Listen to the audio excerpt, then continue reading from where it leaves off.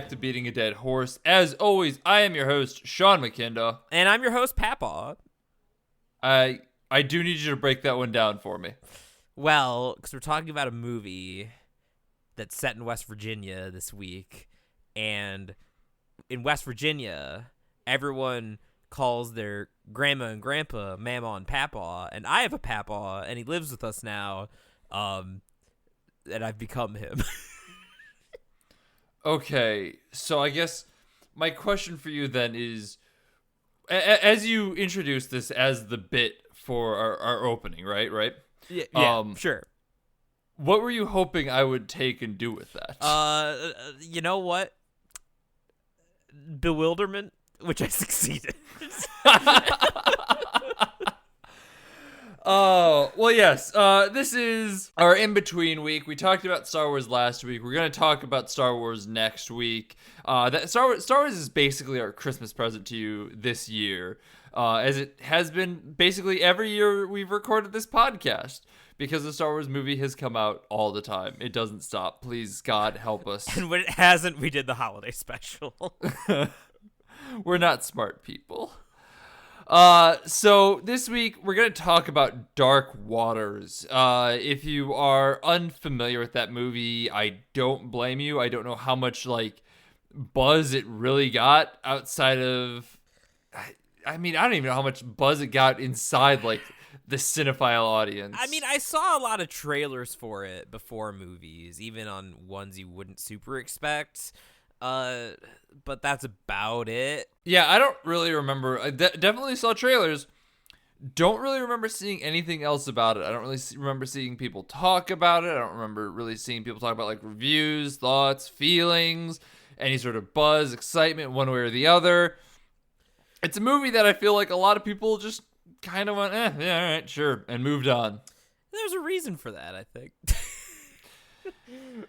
Yeah, there kind of is, huh? Yeah, so, if it's any indication, a concern that both of us had coming into this was, what do we even say about a movie like this to make for interesting content, which is, not the most glowing praise you can give a film. I do have some stuff that I want to talk about, but a lot of it isn't. A lot of it's pretty broad strokes, which tends to happen when the movie itself is kind of forgettable. It's not awful by any means. I'd say I was mostly bored. It was pretty slow moving. There were some good scenes. There were some good little twisties. But other than that, this felt like the sort of big important issue movie that actually, I'm going to steal a line of dialogue from a review. I was reading some of the reviews, and one of the negative ones I read said that this could have been made by Ron Howard. So, I'll just let that speak for itself. Yeah. It's weird because we talk about how mediocre movies are often up there for the worst type of movie to watch because they're just boring. I don't know that I would call this movie in that category. No, certainly not. I wouldn't rank it lower than The Good Liar or anything like that. Yeah, and I feel like if you haven't listened to our Good Liar episode, basically what it boils down to is the movie is largely mediocre and then has a really bad moment at the end of it, and that's what really drives the Good Liar down. If it wasn't for that bad ending, I would probably put them about on par with each other. Yeah, I think that's fair to say. Because when I think of really the worst kind of mediocre, I'm thinking Lion King 2019 mediocre.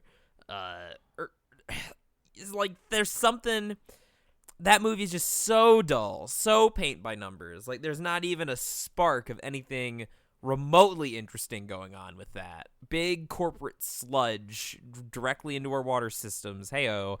But this is at least the story itself is kind of inherently interesting, even if they don't present it in the most stylish or engaging way. Yeah, if you're unfamiliar with what Dark Waters is, as I said, I assume a lot of people are. It is it basically takes the 20 there's an article that came out in 2016 called "The Lawyer Who Became DuPont's Worst Nightmare." It was a New York Times magazine article, and it basically took that story and turned it into a movie to middling success. And I want to talk about like some of the moments. This is, as we were talking about this, I actually came up with something that I want to say, which I am very proud of because I did not think I'd be able to. Let's give Sean a golf clap, everybody. So it's, I mean, it's just that, like, it feels very much like a movie that was adapted from a newspaper article. Mark Ruffalo plays Robert Bilott, who basically goes to fight against DuPont for poisoning Parkersburg, West Virginia, and dives into like Teflon and why that's a shitty thing that we have in all our houses and stuff like that. And in our bloodstreams. Yeah, and in our bloodstreams. Hell yeah. 99% of the population has it, so we're not excluding you. But if you are unfamiliar with the article, as I was, there's a good chance you'll find some enjoyment throughout the movie. I thought the through line was at least interesting enough that like I wanted to keep seeing what would happen, even if it wasn't necessarily the most engaging of content. I think the plot pulled me along, even though it wasn't super exciting. And I mean that, like, I'm not even just dissing, like, oh, it's a lawyer movie, I think that's boring. Like, my thought leaving the theater was, I like that well enough, but now I want to go watch more of these movies and find one that's better. Because, like, the moments that really stuck with me, I'm like, yes, I want more of this. Like, as he's digging through files and, like, trying to find ways to one-up the company and whatnot, I'm like, yes, give this to me, but better. And so like it's not even like I'm just like it's a boring lawyer movie. Where are the explosions? I need my pew pew lasers. This isn't Star Wars. I mean, it might be. It could be a J.J. Abrams Star Wars. Hey-o! Oh. Well, I mean, if it's boring space politics, this is really more like a prequel, I guess. Honestly, fair. I'm just saying, like, at least boring space politics were kind of weird and interesting in their own right. I mean, we're just rehashing what we said last week, but I'm certainly would take boring space politics over Abrams pew pew.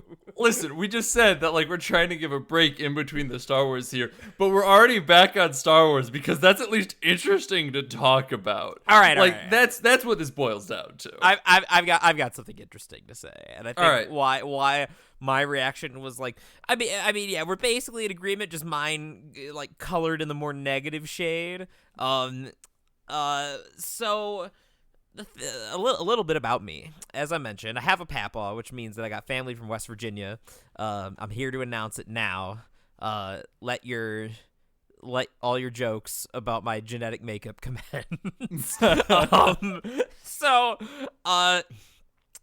got one side of the family from West Virginia, and I used to, similarly to Mark Ruffalo's character here, actually, I used to go visit. I think she was technically living in Kentucky at the time, but my papaw's mom, she had a big old house in like a valley. I don't remember what it's called, but I recently learned that like everyone on that street was related, and it was like a big family thing. There's some hillbilly name for it.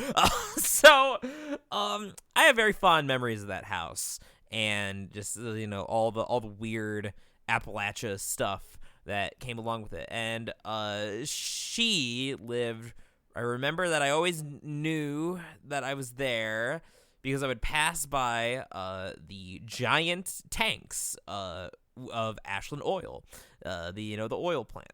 And she lived right down the street from it. So you learn eventually. My mama was forced to move out of her house, and she moves into like a little townhouse, nowhere. Has to give up all her big old property where she's been living for like years because the oil company is buying her out. So like this is the sort of thing. It's not exactly the same, but it's some talk of these sorts of problems that Appalachia people have been having, getting fucked over by corporations, is nothing new to me. Although, like, speaking of I want shooting, I want pew pew lasers. I do know that one of the neighbors, he might still be there. Like this, they like eminent domained everyone. Like there was no way that people were allowed to stay. Like my mama just got out while the pay was getting good, basically, before that they could like lawyer her into oblivion. For a while there, probably not anymore because it's been years. One of her neighbors, even when they had already started like drilling and the rest of the street was a crater, he was still in his house, and every time someone came close, he'd shoot at them. Yo! So that's the sort of thing. You know, when I hear about a movie with this sort of subject matter, I am a big fan. I've probably mentioned this a couple times, but like the South, and West Virginia is not quite the South. It's a little different, but like those sorts of settings in movies and fiction and what have you, I fuck with heavily. I love that shit. I eat it up. Partially because I think they're so weird and unique and aesthetic. I like my CoalCore. That's what I'm calling it. The CoalCore aesthetic. So we've gotten two mediocre movies now, both creating two new genres. We got Boomercore and we got CoalCore. Exactly. So I was a little disappointed that there wasn't more of that kind of local color, and more on that later. But more to the point, like I just found myself mostly bored. Like I didn't feel as much engagement with like the main story. Like there were some good scenes, there were some good fiery speeches, but you know, not consistent enough to keep me from feeling like the movie really dragged. Like it's only 2 hours, but it felt much longer than that to me. Yeah, there was definitely a time that I did check my phone because I'm like, how long has this been going on for?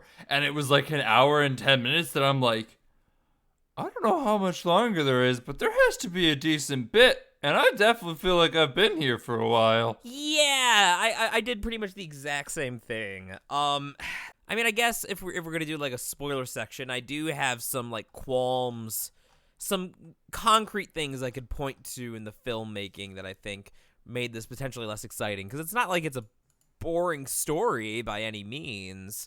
Or the story pulled me along. Yeah, or at least it doesn't have to be. I just think that like, again, could have been directed by Ron Howard. It's especially if you've seen enough of these kind of legal, like procedural sort of dramas. It's not a bad one, but it really doesn't do anything that you haven't seen before. The acting is fine. It looks fine. Nothing is really special or interesting. Oh God, we're just circling the drain.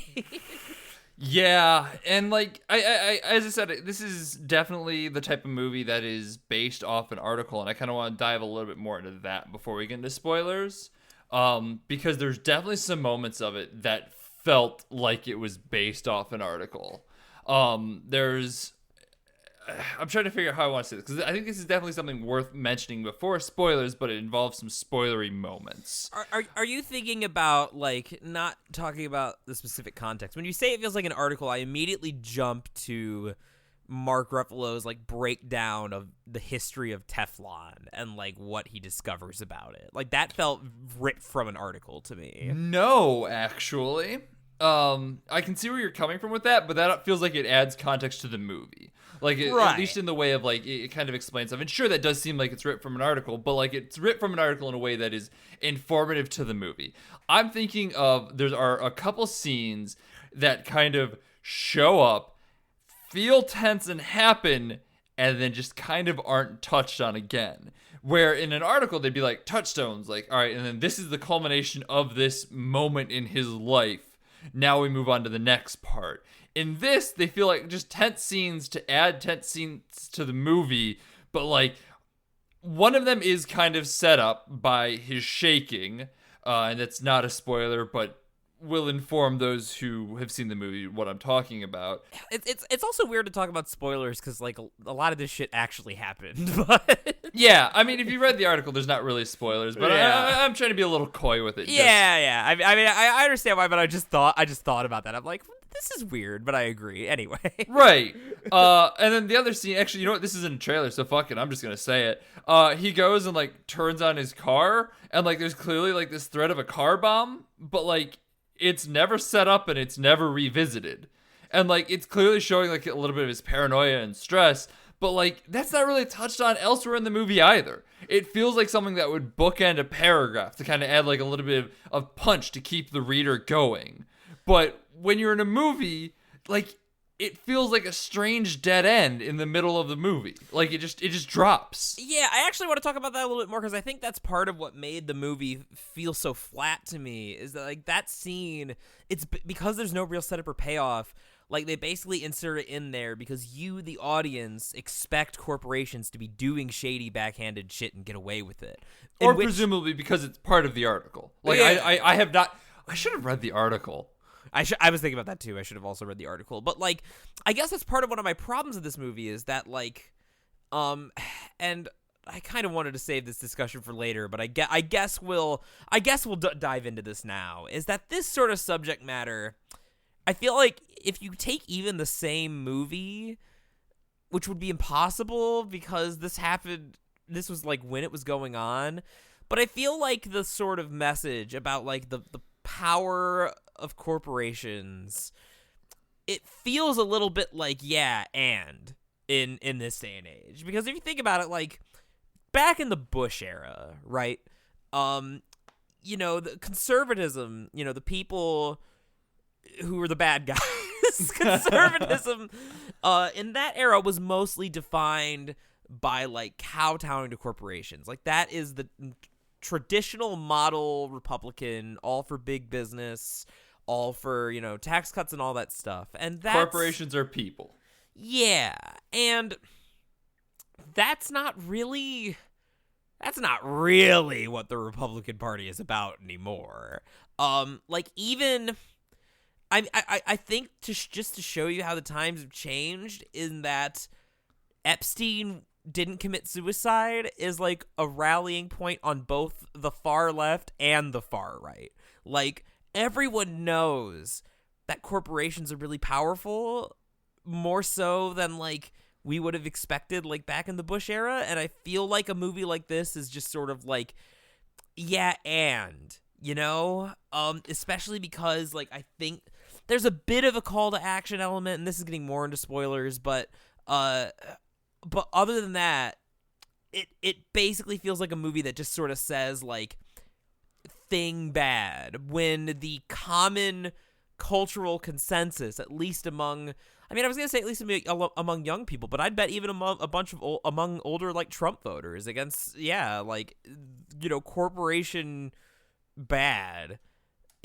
Trump voters are stupid because they voted for a man who runs an enormous corporation, but they think of themselves as being like anti-corporate, right? Like populism is the flavor of the day, not so much this sort of like neoliberalism anymore. And so this feels like a Bush era movie made in a Trump era time, and I don't know how much value that has, and I kept thinking about that. I think you're kind of right, because as you're saying this, you're right. Like, the anti-corporation sentiment is just kind of in vogue across all the whole political spectrum right now. Like, everyone's just kind of fucking fed up with it, and, various sides point to various things. Like, the left is more joking about, like, late-stage capitalism, and I use joking in a very dry sense of the word. And the right is doing whatever the fuck the right is doing. I mean, let's just say it. The right's doing fascism. Yes. So it's a weird... You're right. It's a weird fucking film to come out in this day and age. To just be like, hey, you know what's bad? Corporations. And the world goes, okay. Yeah, the world just kind of goes, we know. I will say, I do think it is worth noting that, like, there is a good chunk of the population that didn't know about the whole fucking DuPont Teflon thing, despite the fact that the article came out 4 years ago. Oh, but it came out some time ago at this point. But so like I think that there's definitely some interesting knowledge there, and like I think I here's a weird way that I kind of watch this actually. I kind of watched it almost more of like an oral history of this rather than a call to action. I almost viewed it as a documentary, like a dramatic documentary, rather than something being like corporations are bad, and more of like this is the history of Bill, I've already forgotten his last name, and the history of DuPont and how they poisoned this town and whatnot. And from that standpoint, it's fairly interesting, if not the most engaging and well acted and interestingly shot and lit and constructed and paced and it's a movie that gets by on the strength of its premise for sure, and the fact that it's all competent as well. Like none of it's like really egregiously bad. It got a couple chuckles out of me too. I can't point to any moments at this point, but I definitely laughed once or twice in the theater. Yeah, and so I guess like again, I do find myself wondering, and I don't have an answer for this, and that I agree, and that I think that that would be the more useful way to look at this, especially since like the article already like exists, and not only the article but even the movie pulls like from news clips at the time talking about like when the Teflon controversy was first breaking out, and so like yes, it's important. Well, this is where I start to go like is it even though without sort of the call to action element? Like yes, it's good that the plight of the people in Parkersburg is like out there, but at the same time, a lot of them are dead. Like the movie makes a big point of that, in that like in the time it took for them to break down all the data, a lot of people already died.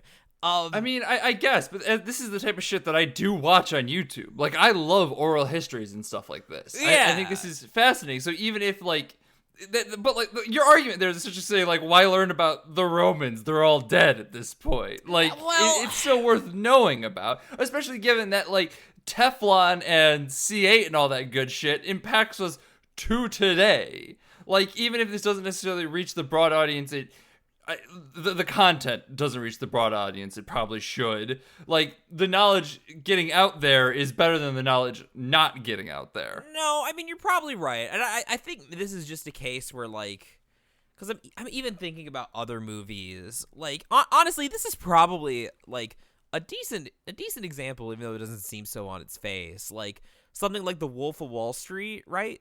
That movie had different aims, and it had different themes, but as far as the subject matter, it was very similar, sort of like an expose on like the bad behavior of a company that already existed in one form or another from like an article or a book.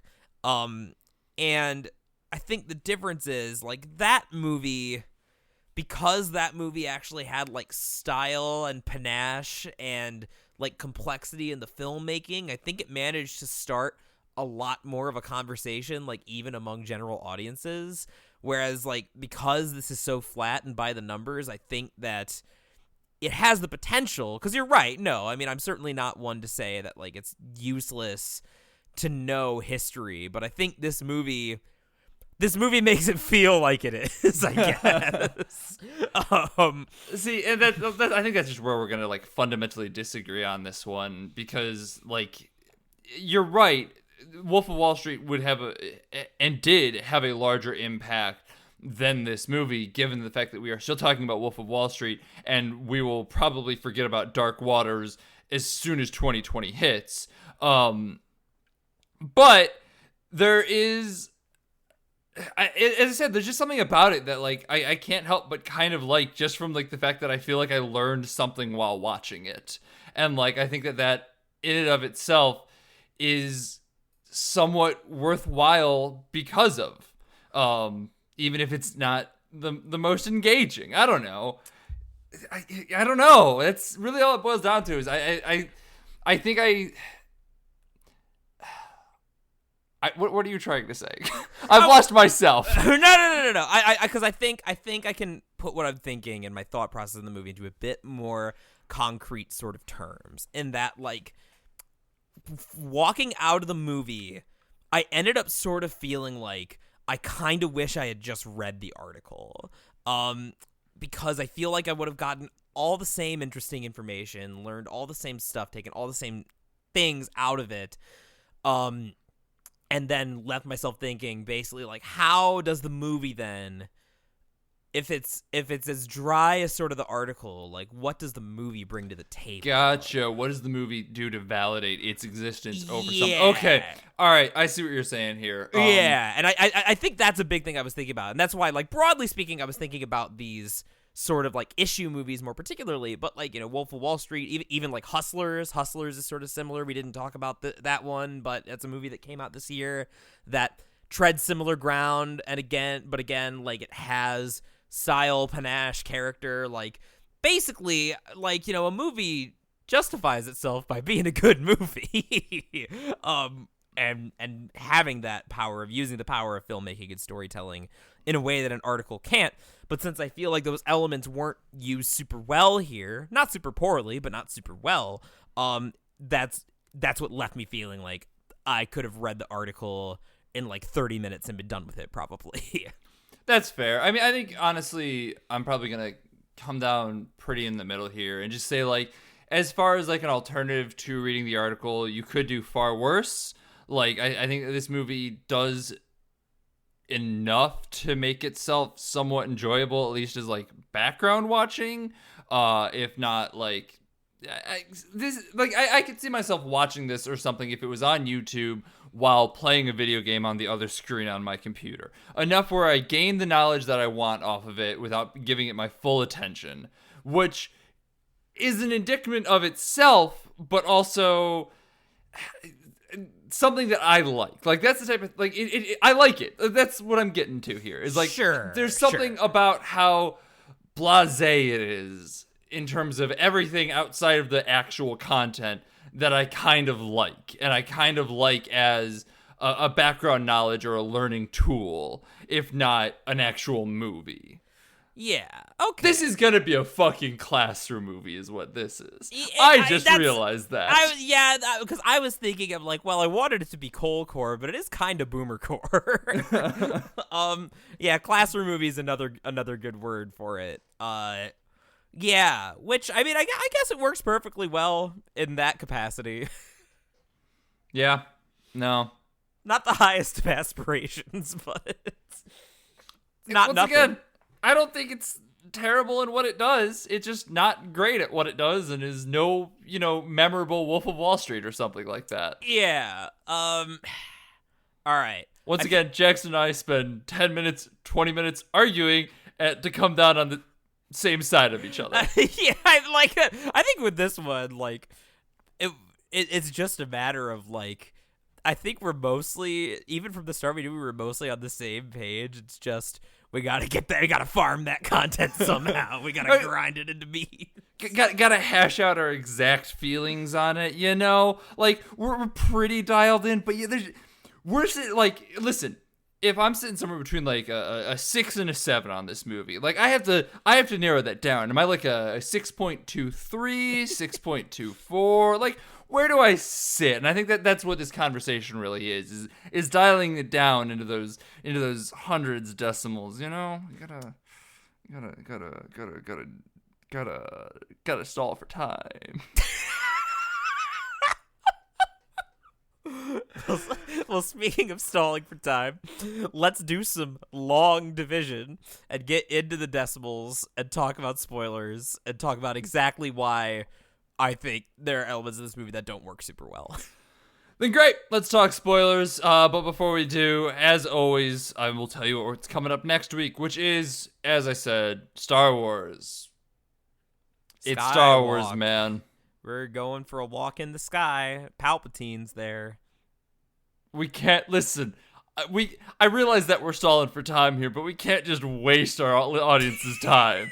All right, we can't just be like, and then Skywalkers, if you take apart this word, actually drapes down into two elements of it. Talk about what you fucking didn't like about this goddamn movie in spoilers. All right, so I'll start specific, because I think, for me, if there's one part of the movie that I would say is, like, bad, I'm gonna have to give that dishonor to Anne Hathaway's character, because every word out of her character's mouth, it was nice to see Anne Hathaway again for a bit until I realized that they were gonna make her the wife. And the movie even says at one point, "Don't talk to me like I'm the wife." But the movie talks to Anne Hathaway like she's the wife. So Anne Hathaway's the wife. She gets to be mad about Daddy Ruffalo works too much, and all of it. She's just mad. She's just mad. The case is tearing our family apart, Lisa. It's, I can't tell. Like, it's even weird. Like, at times I can't tell, like, if she even, like, cares or supports what he's doing, because sometimes she'll be like, "Oh, those bastards cops," and other times be like, "You're an absolute fool for like fighting for this, you like schmuck," and it's not in a way that feels like a character arc. So that's weird. No, because it just kind of flip-flops, huh? Yeah, and so like it literally just is every like nagging wife cliche in these kinds of movies. And if you've seen these kinds of movies before, then you know exactly what I'm talking about. It's a very not great character archetype to be in. And she gets the added bonus of like the only like extra thing she gets to do is be sad about babies and pregnancies, which and she gets excited that one time about pregnancies. That's true. And talks about how she gave up her career as a lawyer briefly. And it feels like that's something that should have come back in more. Like, she could have been supportive of the case or something and, like, helped out or, like, been a critical part in being like, oh, what about this? Or something like that. And instead, she's just like, I was a lawyer, then I got pregnant, now I'm not. And there's another woman who got pregnant and then disappeared from the movie. It feels like the movie wants to make, like, the commentary of like women are treated poorly in society because they're expected to choose between professionalism and being a mother. No, it's a very meta commentary, okay? So because the woman gets pregnant, she then disappears from the movie and is clearly representative of their disappearance from the workforce as it goes on. You just don't understand, man. Is the product placement as deep? Yes. Listen, you give me anything, I will find a way to make it sound something that it is clearly not. All right, I will spin this shit. If that's what this content has to be for this episode, that's what it's gonna be. Well, let's put a pin in the product placement actually, because you basically. Because what you just said about her character as the wife is, I think, what they were trying to do with the fucking product placement. It doesn't work at all. But I also just briefly wanted to mention, I said I wanted this movie to be CoalCore, and it's not. I think a missed opportunity, like, again, an important thing, even in a nonfiction piece, is characters. Like, even if they're based on real people. Even if you have to make some, like, dramatic changes, like, they probably, like, no, Mark Ruffalo probably didn't get the phone call at Benihana, where he was celebrating his lovely success and victory. He probably didn't get the phone call right then. Like, it was probably, like, a couple days later after, like, weeks and bureaucracy and whatever. It's a movie. I don't care. He gets the phone call at his dramatic celebration dinner. Sure. You're allowed to take liberties. Who fucking cares? Yeah, but, like, as someone who appreciates the finer points of hillbilly culture, what's a good example of a thing, of a work that does portraying these kind of like southern like Appalachia towns and their people, right? I'm gonna go ahead and say, is it Tucker and Dale versus Evil? Tucker and Dale versus Evil is a great movie. And the fact that they dial up that stuff so much with the parody makes it great. But no, that's not the one I was thinking of. I was thinking of King of the Hill. In that there's a lot of stuff in King of the Hill that's very clearly like weird southern like Texas bullshit, but the characters are still characters, and they still have little quirks. They still have their own little specific nuances. Even Dale Gribble, who is in a lot of ways, just like a cartoon character, has some stuff going on. It's almost like Mike Judge is really fucking talented. Mike Judge is really fucking talented. King of the Hill's a great show. And so what you don't want to see from what I don't want to see from my CoalCore is good old Southern boy, every stereotype, simple country lawyer or simple country farmer, and that's it. That's the whole character, which is what the farmer guy in this felt like to me. Which, considering that the movie, when he dies eventually, the movie tries to play that for some pathos, and it doesn't really work for me because there's not much of an actual character relationship there. The actor isn't super great. He just feels kind of like he's doing an impression of like a guy from West Virginia, even though he's never been there. Yeah, like it there just doesn't feel like there's a lot going on. Just like, yep, here's the farmer who's nobly struggling, the little guy. He's a simple guy. He's lived off the land. What more do we need to know or feel to really like connect with that character? And nothing. That's the point of the plot. This plot point. We're just gonna move on. He's a simple country farmer. So I just kind of want to talk about, like, because as I said, we kind of, now that we've established that we both came into this fairly differently, as we are wont to do in this podcast, and I kind of saw it as more of a documentary or like a fucking video essay or something like that. I want to just kind of speak to the farmer's character, which is to say that there's definitely not a character for this farmer. I'm not going to argue with you there. But when you take a look at it as more of just a plot point and kind of treat this movie as plot points as it moves along, it doesn't feel as bad. But also treating things as plot points is also why the plot points that just kind of pop up, like the car bomb scene, feels so much worse. Because then, like, that plot point is just disconnected from literally everything else. But even the actor who plays the farmer man, I didn't really mind. Obviously, I'm not from Appalachia. I've always been from Ohio, specifically fairly near cities in Ohio. So, like, not even inundated with the country folk of Ohio. But he definitely was not the greatest actor in the world, but I think that kind of worked for what he was doing with the character, and I don't mean that in the actual character sense, but like as in like the literal being the character. Right. And like I think it worked fairly well there. There was a bit of charm to it, I think, even though it wasn't great. I don't know. This movie's weird. I have a lot of just like conflicting feelings about it, but also I can't muster up enough energy to really like care about either of those conflicting feelings. It's just so disposable. Because I guess like for the documentary point, I think that like like in a great documentary, even stuff that's like taking literally real footage, I think that there's a real effort to like find the story and like find the character. And like create sort of an arc in the editing room, and I think that more of that wouldn't have been amiss here.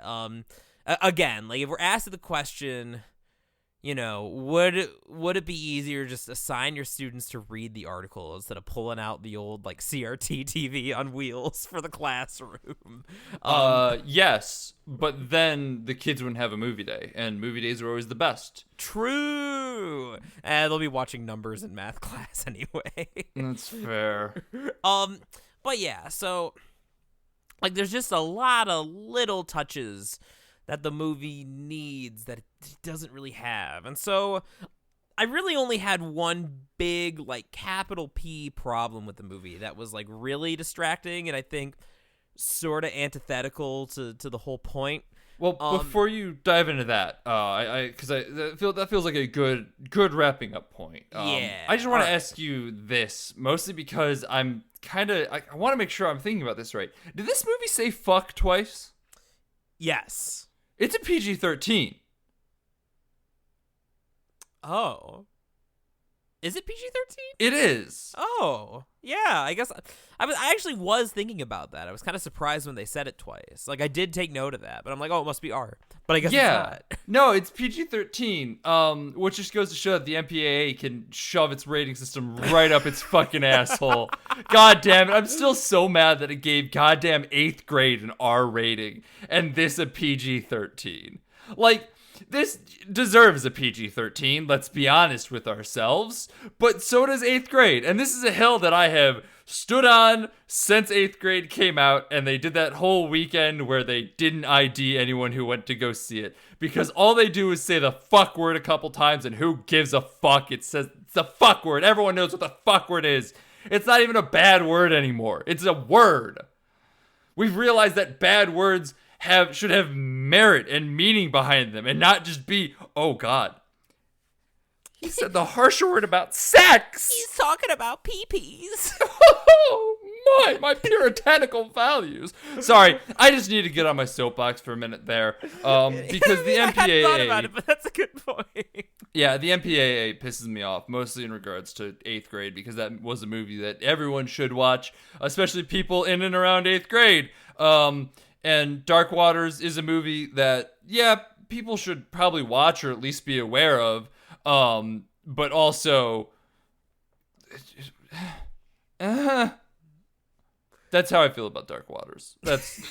I mean, honest to God, that's the most I can muster. Like, because I was trying to be like, a movie that people shouldn't watch or should watch, but I don't have an answer on that one. I don't know. Go read the article. But also, this is a very delicate subject and something I should probably spend some time thinking about. But also, I will just say it again. MPAA, go fuck yourselves. And yes, I did say the fuck word. Damn, we getting canceled by the MPAA over here. Listen, let's do it, all right? MPAA, come cancel us. This is the hill we're gonna die on. I'm about it. This is a good cause too. I'm down with that. That'll bring some attention to it and everything. Yeah. Talk about your thing, because this is nothing. This is wasting time again. All right. So here's a real deal capital P problem with the movie. There is so much fucking product placement. Oh my God. And now let's talk about product placement in general, because I am normally not a man who's super attuned to notice product placement unless it's like super egregious, and even then I don't usually care. So like everyone, it's a way to make a quick buck. Yeah, movies got to be funded somehow. They're big, expensive productions. Companies are willing to pay to put their product in there. Sometimes it makes for good memes, like when fucking Transformers 4. Please tell me you're about to say Transformers 4, because that is exactly what I was going to say. The best one. Holy goddamn shit! If you have not seen the Transformers 4 product placement, where goddamn Marky Mark pops a Bud Light on the fucking door of his car and chugs it after being like, what? Do you have spaceship insurance? As like there's a fucking Victoria's Secret ad behind him. There's a Sprint billboard in the background. He's in his knees, up to his knees in Bud Light cans. Oh God, it's one of my all-time favorite scenes in movies for how absurdly galling it is. I love it. So, like, if that scene were in a good movie, maybe it'd bother me. But because it's Transformers, it's hilarious, so who cares? But, like, otherwise, right? Like, other, egregious, finger quotes, examples of product placement that get brought up. Like, Man of Steel. I remember there was a lot of making fun of Man of Steel for its product placement. I'm sorry, I'm looking at the gift, and I forgot that he spits out, like, half of the Bud Light. It's all like foam, because they all tumbled into the street. Sorry, continue. So like, Man of Steel caught some flack because it's like a plot point that the kid who bullied Superman in like middle school is a manager at an IHOP now, and they're like, oh, like what sellouts? Like he's a manager at an IHOP, and that's the sort of thing. Like, all right, he's a manager at an IHOP. They have the 7-Eleven in the background of the fight scene. Literally, who cares? Literally, whatever. I mean, there's an argument to be made that that's just part of the world building to make it feel more natural. I was gonna say I didn't bat an eye, because the kind of kid that person was absolutely would be working at an IHOP. Like that's just I didn't like I totally, and again, like maybe that's even, I might even commend them for making effective use of product placement in that way. So like, I don't mind. I'm not here to say that all product placement is bad or that all product placement is created equal. But when the plot of the movie is about how corporations are bad, and that's basically the whole point of the movie, the fact that Mark Ruffalo and his family have a celebratory dinner at Benihana, where I just gotta say, it's just a commercial. Like, Anne Hathaway's character, she is so fucking thrilled at that onion volcano that they do. And I'm not here to make fun of hibachi restaurants. I actually love hibachi restaurants. They're so good. They're great. Yeah. Please sponsor us. Please sponsor us, Benihana. And it's even, speaking of Wolf of Wall Street, it's actually even funnier because a big joke, also talking about good product placement, is that Jordan Belfort's empire gets brought down by Benihana, by someone looking into Benihana's shady tax records, and he has a freak out about it. So that made it even more memorable here. So we have a scene at Benihana, and this is just literally a commercial. Anne Hathaway is acting like a 5-year-old at a hibachi restaurant for the first time, like covering her mouth like in tears at this fucking onion volcano. Spilling wine on herself. Yeah. And then, they go outside, and Mark Ruffalo has a very serious talk about, no, the system won't protect us. Corporations won't protect us. We protect us. And, then they show... Cut to wide shot. Like, you got a fucking helicopter shot, or like crane shot or whatever, something. You're like 20 feet in the air. You can see the two of them in like the right third of it, like kind of standing there. Look, it's very darkly lit, very tense looking scene, or should be, if not for the fact that the other 2/3 of the scene is bright red Benihana letters. And then immediately after, we get a long lingering shot just on like all the different signs of all the product placement. Like, there's a lingering shot on a Shell station, and the intent is very clearly like, ooh, like, you can't escape this. Like, it's everywhere. Like, corporations are so powerful. I'm 14 and this is deep. And problem. If I might be willing to accept that if this were the only instance of product placement in the movie, which it's not. We just sat through an unironic Anne Hathaway Benihana commercial. They eat at an Arby's at one point. Oh God, I forgot about the Arby's. And again, like at that point in the movie, I didn't really notice or care. I'm like, oh, okay, they're eating at Arby's. Families eat at Arby's, sure. The dramatic confrontation in the Arby's is weird, though. I want to talk about that for a quick second there, okay? Yeah, go for it. What the fuck was the point of that dramatic confrontation? Can you explain anything about what happened in that scene? Because like the dude's like, hey, my brother died of testicular cancer. Cool, enjoy your meal. And he storms out. Are we supposed to... What is the feeling that we're supposed to be conveyed in that scene? So for a movie, I'm glad you brought this up, actually, because this is one, I almost want to put a pin in this, so before I forget the other horrific instances of product placement in the movie. So we'll come back to this. So there's the Arby's, Family Dollar, there's just like a lingering shot of a Family Dollar, lots of fucking product placement in the movie. And so the fact that the movie's so anti-corporate, it's kind of like the problem I had with, to an even greater degree, to a more blatant degree I had with Knives Out, in that, like, either interpretation of what's going on with the product placement here is depressing. There's the charitable interpretation of, like, okay, like, movies need to be funded, movies need to make money, so, like, we're gonna have all this product placement to help get this sort of, not super like safe bet about like an expose on a company to get it made. In order to do that, we had to kowtow to Benihana. So really the fact that like the ultimate moral is like Mark Ruffalo still fighting, I mean, that rings a little hollow to me. If they were so desperate, they had to go to Benny fucking Hanna for chump change. And actually, you said that, like, the shots immediately following that were of the Family Dollar, the Dollar General, whatever the fuck it is, and the Shell station. But then shortly after that, there's a scene of the drive from Cincinnati to Columbus, which I won't lie, I saw the Columbus shot and went, oh, hey, I live there. There's CoSci. There's that building. Yay!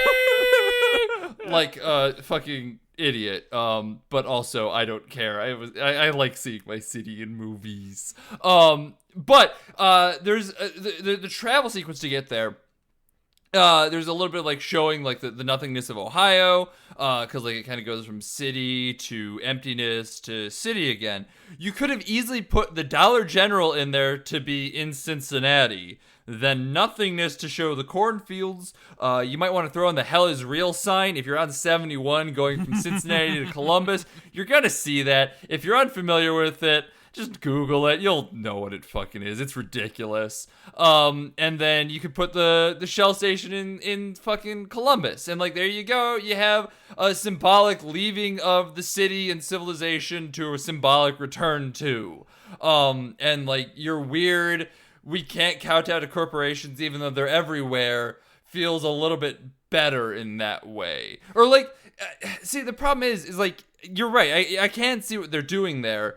But like, it's such a weird shot, and like the setup to it feels strange. Because like, the other way to read the Benihana thing is to be like, listen, we're, surrounded by corporations, and then you have this looming giant Benihana logo overhead to be like, look, it's there no matter where you are. There's corporations, cut to other scenes like that. But that's something that like I just got to, and I'm someone who watches film basically for a living. This is something that's going to go right over the heads of someone who's just going to go watch this movie, because it doesn't feel like that's what's happening in this scene. It's not painting these in like dour lighting. Like, it's just a thing. The Benihana scene is the one that does feel like it could be shot to be like a looming corporation, but it's fucking Benihana. And also, 5 seconds earlier, we just saw Anne Hathaway screaming over an onion volcano. Yes! Like, that's such a blatant commercial. Like, I don't think that immediately having anything with Benihana, like, looming corporation or no, like, they've already sold out at that point. But also, it's Benihana. Like of all the evil corporations, you choose Benihana. That is actually the point of that Wolf of Wall Street joke, where he's like, yeah, when they found out, they saw through his records, there was something off the books at Benihana. Benihana? Benny fucking Hana, a chain of hibachi restaurants? Are you serious? I got taken down by Benihana. No, it's the same thing. You can't take Benihana seriously. Yeah, it's ridiculous, especially because like Benihana isn't even the type of thing where they're like so ubiquitous across the country. I don't know if there's a Benihana in Columbus. I don't know if I've ever seen a real Benihana. I think I've only seen them in movies as product placement. Yeah, it's not a thing. I think that's the problem, really, is that there's just like such, and then Family Dollar. Your next shot is Family fucking Dollar. I'm getting mad about this now, as I'm kind of like parsing out what the idea was, what the intent was, and how it plays out now, and just the usage. Because yeah, the idea is there. The idea is solid. But then when you go from Benihana to Family Dollar, those are nothing. That's nothing. And use like, Walmart. Walmart probably didn't want to pay anybody to be in this movie. Probably not, but like, you got to have something that makes it feel like you're being watched by evil corporations. I mean, like, the Shell would have done it. The Shell, gas, that's appropriate. But, like, you need that rule of threes to really drive it home, because otherwise it looks like it's just an establishing shot. Well, there's way more than threes here. Well, no, but, like, I'm saying, like, for this motive to work. Because if it was just Benihana looming over them, it looks like it's a continuation of the advertising. If you then cut to the Shell shot, it just looks like an establishing shot because they do end up in that Shell station. So like, you need something in there to kind of continue the thematic resonance. And the fact that you chose Dollar General, I don't think I've said the same dollar store twice in this episode.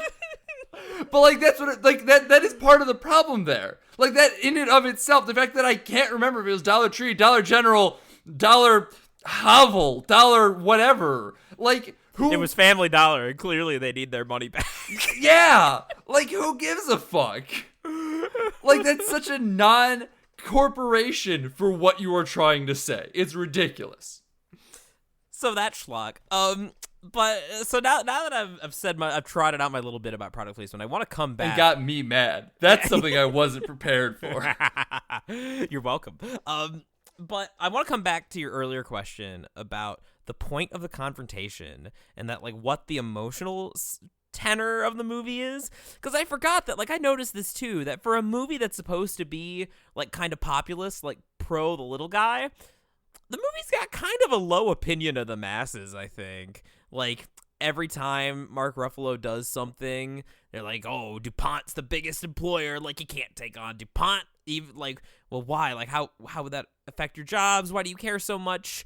I mean, again, and it smacks me of they didn't actually know the material, because I feel like a lot of real like Appalachia people, not everybody, but a lot of them know they're getting screwed over and getting worked to death, and are resentful of that fact. That's why they go to a guy like Donald Trump, or if they're smart, Bernie Sanders.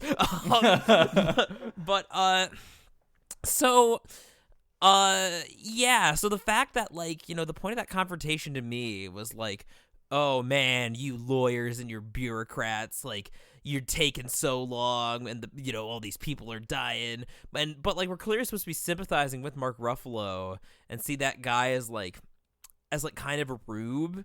Like, yeah, like, it takes a long time to process this data, so like, you know, it's not my fault you got poisoned. It's just so strange to me that, and I feel like there's a lot of scenes like this where, you know, we're supposed to be on the side of the people of Parkersburg, and the movie itself keeps painting them as, you know, kind of the stereotype, as like a bunch of rubes. Like, why don't I, you know, why don't I have my money yet? Why did my brother die? Why is it taking so long to do this really complex process? Like, by really highlighting this stuff and making Mark Ruffalo like beleaguered hero man. I mean, I don't know. Like, if the whole point of your movie is corporation bad, that I have to assume that there's a little bit more nuance in the article, and like a way that it kind of plays is like, listen, he's doing everything he can, but like, he's still kind of down on his luck. He's not necessarily the most, you know, appealing guy, I guess. Like, there's something there that, like, the movie's clearly trying to go for, but instead it just kind of looks like they occasionally take a minute to kick him in the dick and then just move on. Yeah, I think this is why, like, you know, we were talking about this a bit in the pre-discussion, and I don't think it's come up here, and that, like, I think they, again, Mark Ruffalo's on here as producer, so, you know, this is obviously some sort of passion project for him, but they really needed, like, a Matthew McConaughey, like, someone who could pull off more of kind of the bigwig, like, cocky sort of charm, but maybe has a bit of that southern twang to emphasize, like, that he's maybe a bit from West Virginia. I don't know, somebody like that, because Mark Ruffalo just comes across as frumpy. He doesn't come across as real, like, personality here. I mean, I have to assume that part of that is just trying to get somebody that also vaguely looks like the guy who did this. Yeah, possibly. I don't know. But, like, I agree. I think Mark Ruffalo, I like Mark Ruffalo as a person. I like him as Bruce Banner. I like him as the Hulk. But, like, there was definitely some moments here where I would watch him and be like, ooh, you're acting.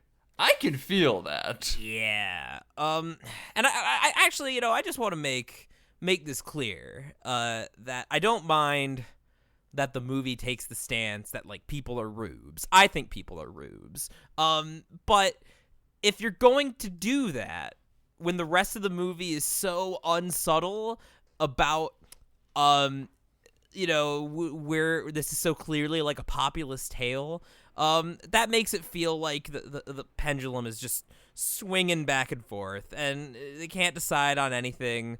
You know, is it dealt with in more nuance in the article? Probably yes. But they didn't really portray that in the movie. Centrist bullshit. I mean, I keep thinking that, honestly. Like, I keep comparing these sort of issue movies, and it's not even like this is the same sort of movie, but I keep comparing these movies to, like, Sorry to Bother You, which does feel a lot more genuinely inflammatory. And that was made. I don't know about that movie's like budget or production. Oh, not high. Yeah. The director, whose name I'm totally blanking on right Boots now. Riley. Boots Riley, thank you. Was talking about how like he was working crazy hours. His family took like a lifestyle cut to make this movie. Like it was clearly a passion project and clearly does not waver on it. Yeah, like seeing a movie that's that sort of hardcore. It's hard for me, or even again, like I keep coming back to even something like Black Klansman, which has some of the same problems of like, how do you change a system when you're part of a system? That's something that the movie is actually wrestling with in a meaningful way. But maybe I'm being unfair. Maybe I'm being uncharitable, because I think that the more comparable thing would be like an old-timey like Frank Capra movie, like Mr. Smith Goes to Washington. Kind of issue movie. Like you have one man, like, good old boy standing up to the big guy and overcoming the odds. And that's fine. I think that you can make a movie like that work. There's a reason those movies are considered classics, even if, they're kind of hokey. But I think that hokiness, that earnestness is, I think that's what makes those movies still watchable. That the fact that like Jimmy Stewart is like a classic charismatic actor. You can't this is basically truer words have never been spoken than by Mike Ehrmantraut on Breaking Bad. No half measures, Walt. You can't do this half hopeful, half cynical bullshit. You got to commit. If it's a bit, you must commit. And this movie feels kind of like a half measure to me in a lot of ways, which is why it feels so floundery. I am feeling like we're going to be having this conversation for the third week in a row next week. We really, really do be like that sometimes. I've been Sean McKinda. Find me on Twitter at Sean_McKinda. Find me on Twitch at twitch.tv/helpless_skippy. Find my writing over at 25yearslatersite.com. I'm doing movie reviews over there again now, so if you're actually into the movie stuff like that, you can go check that out. I just left a pretty good review, if I do say so myself, of Black Christmas, so go read that. It is a pretty good review, Sean. Y'all should check this out. Go do it. It told me that I didn't have to waste my time on Black Christmas. So, I've been Jackson Keller. You can find me at twitch.tv/JacksonJKeller. So as far as what's going on with the streaming stuff, I've been away for a bit because of my wisdom teeth. I've mostly recovered from that. So after the holiday, we'll probably be getting back on that. So come on by. We're gonna do cool stuff. Hooray! If you want to follow the podcast, you can do so by following at BADH_cast on Twitter. That's the best way to get updates on episode statuses, stuff like that. So, like, if we do have to push an episode back a day, like we did last week, or we have to cancel an episode, or if we're, doubling up a week or something like that, it's the best place to do it. If you want to talk to Jackson and I more directly, the best way to do that is by joining our Discord, and you can do that by signing up at our Patreon. That's patreon.com/BADHcast. $1 a month gets you access to our Discord, so you can just be like, hey, fuckos, Dark Waters is a masterpiece, and this is definitely not Mark Ruffalo saying this. Don't worry about it. Hi, Marky. Hi, Marky Poo. If you're feeling especially generous, you can sign up at $5 a month and get access to our backlog of bonus episodes. We have quite a few on there at this point, and they're all stone cold fucking bangers. They're absolutely great. We got another one coming out in about a week or two from when this goes live. It'll be sometime in December. I don't have an exact date on hand yet, but keep your eyes peeled for that. It's gonna be an interesting one, I'll tell you that much. And if you're really feeling spicy at $10 a month, you can actually be like, hey, you fuckers, you should watch Dark Waters for a bonus episode. No, we're not watching Dark Waters again. Don't do it. Mark, I'm sorry. We can't do it again. But I appreciate the support, Last Jedi was a special case. There was discourse, Mark. You also, if you sign up at the $10 reward tier, get a little something. I don't know what that noise was. Jackson, talk. That was kind of hot. So Thank you so much. Travis, Julia, Mom, Aunt Summer. Y'all are great. Y'all give us money, and we appreciate that a lot. Mwah. We also appreciate Loads of the Highway. They are the ones who let us use Suicide Alternate Take. It's our theme song, and it's on their album High Octane Low Expectations. They're everywhere you can get music. Go support them any way you can. Download it, stream it, buy it, go see them live if you get the opportunity. They're a great psychobilly band, and I highly recommend it. Also, thanks to 25 Years Later site.com. They got a little button of us down in their corner, so you can go like, hey, click on that. But while you're there, you should definitely read some of the other articles they have. On top of me, they have better writers talking about video games, movies, TV shows, wrestling, all sorts of stuff. They got more stuff coming up this year that I don't know if I'm allowed to talk about yet, so I'm just not going to. They have interviews, reviews, critiques, analysis. If you could think of it, they probably talked about it in one way or another. Go give them your clicks. They're a great site. As I said, next week, we're talking about Star Wars again. It's a J.J. Abrams movie. We're probably just going to rehash a couple of our discussions. So you should definitely download and listen to the episode and tell your friends and rate us on iTunes. That's something I don't say often enough, but you should definitely go rate us on iTunes if you haven't yet. And tell your friends. Help us grow, please. I guess this is no one listened to this episode all the way through, so I'm just gonna fucking chill hard here. Thank you for listening, Dad, probably. Go recommend us to friends. Go be like, hey, this is a great podcast, and y'all should listen to it. They know what they're talking about. They're smart people. Please. It helps us grow, and we want to grow. We want to keep doing this. We want to keep making more episodes. We love doing this, so help us grow, please. Now, Sean, when you're dealing with the audience, you can't just work the shaft. You have to fondle the balls, too. Bye.